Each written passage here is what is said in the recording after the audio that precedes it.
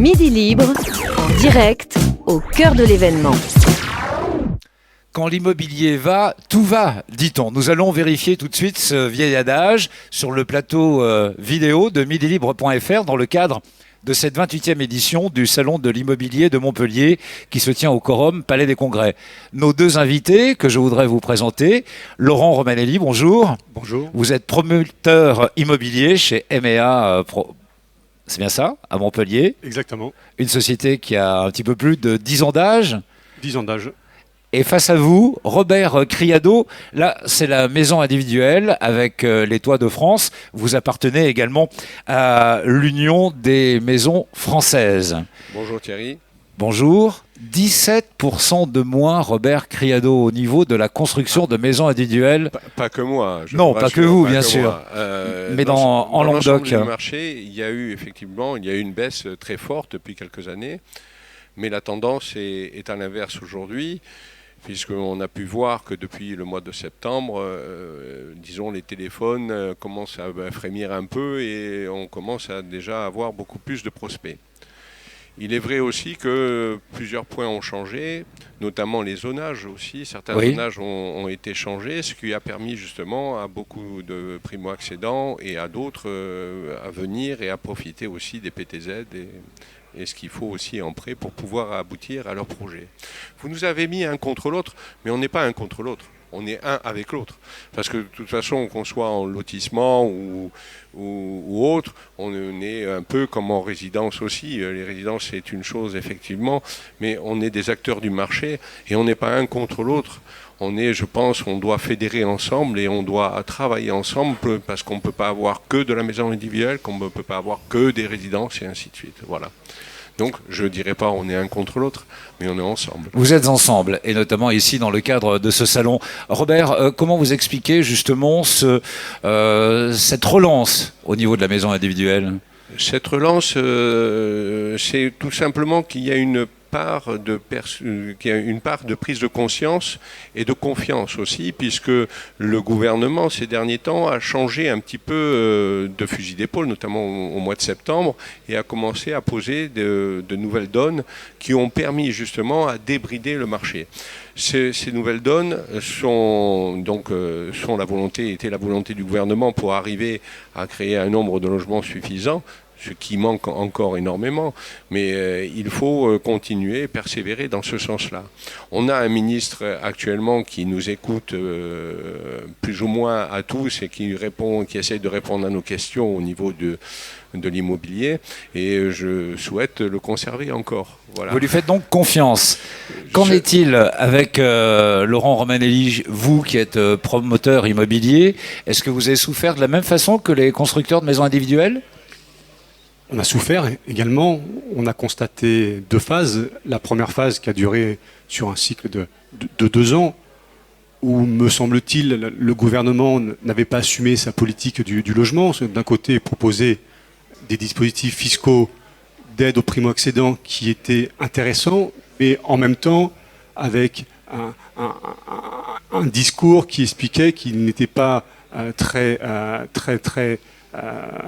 éthique d'acheter des logements et ensuite de les louer. Donc ce double discours a été très compliqué à gérer, nous, au niveau de la Fédération des promoteurs immobiliers. On a su réagir positivement donc, au sein de la Fédération des promoteurs immobiliers, grâce aux différentes collectivités locales. Je le vois, j'en parle essentiellement au niveau local, grâce aux communes, grâce au SEM, sur lequel on s'est dit, voilà, l'immobilier, c'est quelque chose qui fait vivre la région. C'est un moyen pour des milliers de personnes de vivre dans des conditions beaucoup plus sereines que ce qu'elles n'auraient pu faire s'il n'y avait pas de logement neuf. Et on a essayé, malgré tout, de faire un état des lieux, de dire, voilà, il y avait un marché, on ne va pas revenir sur le passé. On a fait un audit de l'existant et on s'est dit tous ensemble, remontons-nous les manches pour trouver des solutions, pour adapter notre marché aux nouvelles contraintes. Je pense que maintenant c'est chose faite. C'est d'autant plus chose faite qu'au niveau local comme au niveau national, le gouvernement assume maintenant à 100% sa politique du logement.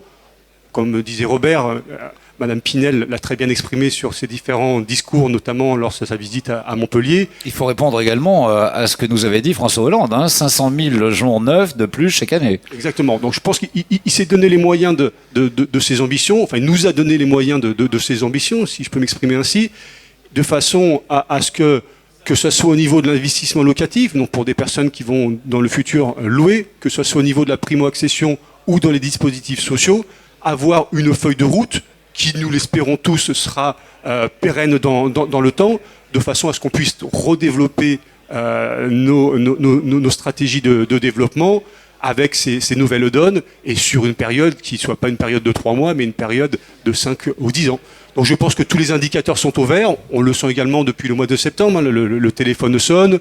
On a un taux d'écoulement qui redevient beaucoup moins bon qu'en 2008, c'est sûr, mais beaucoup plus positif que les 2 années précédentes. Donc on est positif pour les années à venir. Les indicateurs sont au vert, vous nous dites, Laurent Romanelli. Les acheteurs sont-ils là pour autant ? Ça frétille, comme on dit. On se rend compte que quand on a un programme qui est de la nouvelle génération, donc la génération où on a repensé les logements pour des usages, pour des populations différentes, qu'on trouve acquéreurs, à nous maintenant de faire un gros effort. Alors quand je dis à nous, c'est nous, les collectivités locales, le gouvernement, de façon à minimiser le coût d'acquisition, mais également minimiser les charges dans le futur, de façon à ce que la population, notamment locale, ait une solvabilité suffisante pour pouvoir accéder à ces appartements qui sont une chance pour tous les concitoyens. Bien sûr. Alors, en ce qui vous concerne, et pour en terminer, Robert Criado, chez vous, les clients sont là ? Oui, ils commencent à venir, c'est certain, on les entend.